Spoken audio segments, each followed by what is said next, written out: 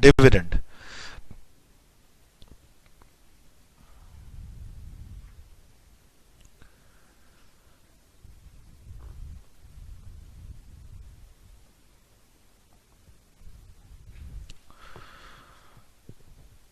Start कहां से करें, कहीं से तो करना ही होगा, है तो बहुत सारी बात। सर फॉरेन कंपनी से जब डिविडेंड मिलता है, ठीक है, तो सर फॉरेन कंपनी बाहर की है कंपनी, और इंडिया में जो डिविडेंड डिस्ट्रीब्यूशन टैक्स है उसका कंप्लायंस फॉरेन कंपनी को नहीं करना होता है, ठीक है। इंडिया में जो डिविडेंड डिस्ट्रीब्यूशन टैक्स का कंप्लायंस है वो सिर्फ डोमेस्टिक कंपनी को करना पड़ता है, डीडीटी। कंपनी जब डिविडेंड पे करती है तो डिविडेंड डिस्ट्रीब्यूशन टैक्स अकाउंट्स में कॉर्पोरेट डिविडेंड टैक्स पे करना पड़ता है, वो इंडियन कंपनी को करना पड़ता है। उस टैक्स के कारण शेयर होल्डर को कुछ एग्जम्पशंस हैं, लेकिन कंपनी जब फॉरेन कंपनी हो तो फॉरेन कंपनी को डीडीटी नहीं लगता है। सर डिविडेंड डिस्ट्रीब्यूशन टैक्स पे करने का सेक्शन है 115O, जो कहता है हर डोमेस्टिक कंपनी को डिविडेंड डिस्ट्रीब्यूशन टैक्स देना पड़ता है। और हमारा एग्जांपल क्या है, foreign company. Sir foreign company से डिविडेंड अगर मिला किसको, मिस्टर एक्स, ठीक, जो कि नॉन रेसिडेंट है, तो सर एक चैप्टर बीच में आ जाता है फिर रेसिडेंशियल स्टेटस, कि फॉरेन कंपनी से अगर कोई डिविडेंड आ रहा है मिस्टर एक्स को, तो फिर मिस्टर एक्स ने वो डिविडेंड, मिस्टर एक्स है कौन, आरओआर, आरएनओआर या एनआर, और उसने उस डिविडेंड को रिसीव कहां किया, इंडिया में या इंडिया के बाहर। सर जरूरी है कि मिस्टर एक्स ही हो, एक्स लिमिटेड भी तो हो सकता है, एक्स लिमिटेड भी तो हो सकता है इंडियन कंपनी।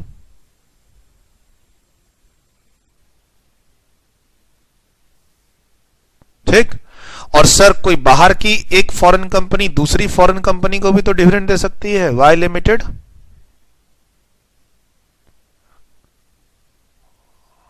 फॉरेन कंपनी क्यों नहीं दे सकती, दे सकती है। सर जब foreign company mister X NR को डिविडेंड देती है तो हम फिर यहां पे दो सवाल पूछते हैं, रिसीव्ड इन इंडिया, अगर ऐसा है तो टैक्सेबल। अगर फॉरेन कंपनी नॉन रेसिडेंट को फॉरेन में ही डिविडेंड दे दे, रिसीव्ड आउटसाइड इंडिया, तो फिर हम बोलते हैं नॉट टैक्सेबल। एग्जम्प्ट वर्ड मत बोलिएगा, नॉट टैक्सेबल। अच्छा अगर मिस्टर एक्स आरओआर हो, अगर मिस्टर एक्स कौन हो, आरओआर, यानी मिस्टर एक्स है कौन, ये शेयर होल्डर। डिविडेंड किसको मिलता है, शेयर होल्डर्स को ना, ये सारे शेयर होल्डर्स हैं, mister X, X limited, Y limited. तो सर आरओआर हो तो क्या बोलते हैं, ऑलवेज टैक्सेबल, चाहे डिविडेंड कहीं भी मिला हो। और अब आता है इंडियन कंपनी। सर जब कंपनी इंडियन इन कंपनी हो तो हम उसे क्या कहते हैं, रेसिडेंट।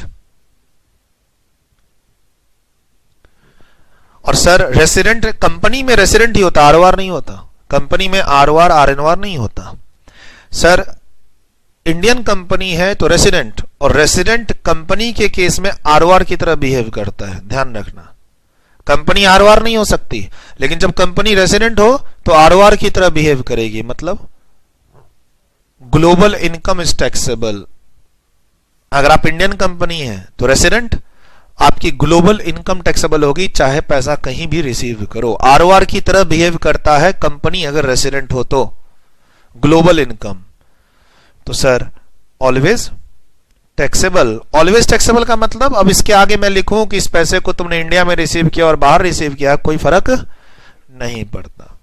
डन। और अब यहां दो केस बनेंगे, यहां दो केस बनेंगे ऐसे ही, received in India, received outside India. तो ये मैंने मिक्स किया क्या, रेसिडेंशियल स्टेटस के कॉन्सेप्ट को।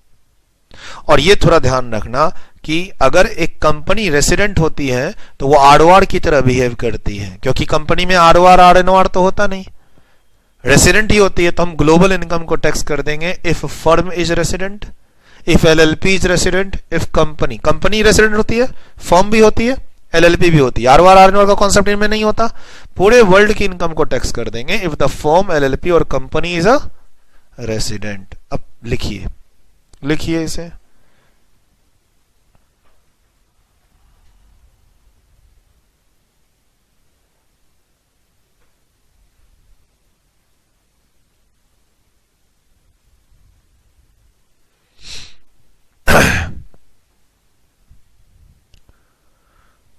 exemption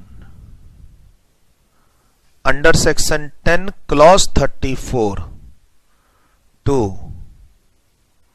dividend from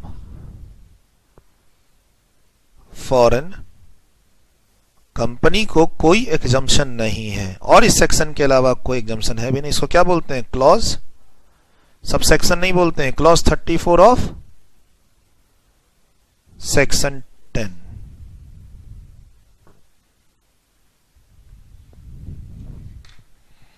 सेक्शन 2 में भी क्लॉज चलता है और सेक्शन 10 में भी क्लॉज चलते हैं।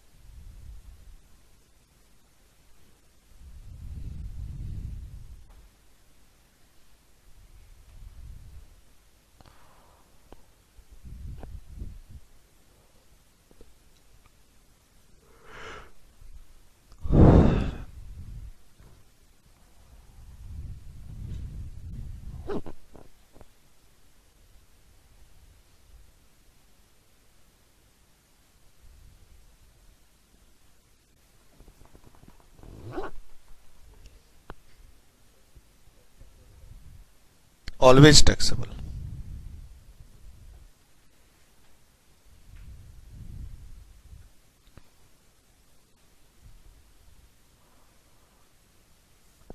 कुछ हो ना हो, मेरी हैंडराइटिंग जरूर सही हो जाएगी।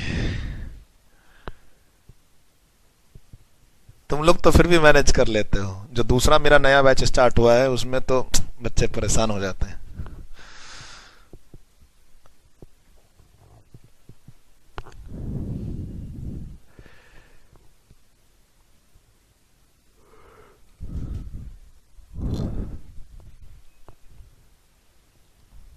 सही है।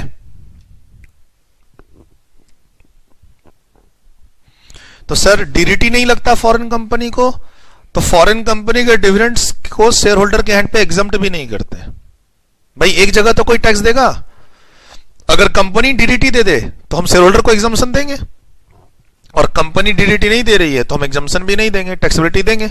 लेकिन फिर भी सर कुछ लोग तो बच गए, कुछ लोग रेसिडेंशियल स्टेटस के कारण बचे। फॉरेन से इनकम आती है तो रेसिडेंशियल स्टेटस चैप्टर देखना पड़ता है, आपका स्टेटस क्या है और वो पैसा रिसीव कहां हुआ है। आप यहां पे नॉट टैक्सेबल लिख रहे हैं, एग्जम्प्ट नहीं लिख रहे हैं, एग्जम्पशन नहीं दिए हैं, टैक्सेबल ही नहीं कर पाए तो एग्जम्पशन कैसा।